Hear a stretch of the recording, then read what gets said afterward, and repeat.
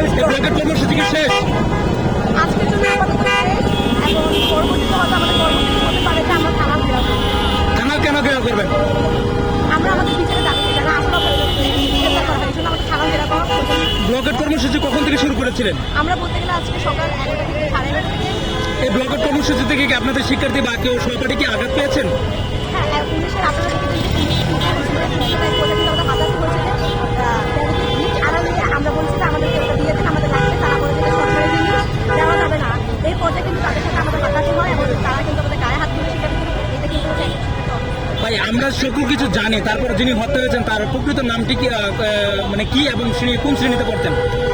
আসলে যে হত্যা হয়েছে সেই হচ্ছে যে বিজ্ঞান বিভাগে দ্বিতীয় বর্ষের বিজ্ঞান বিভাগের ছাত্র সাকিবুল ইসলাম। আচ্ছা, আগামীকাল কোন থানা ঘেরাও করতে চাচ্ছেন? আমরা দেখেছি হঠাৎ করে আপনার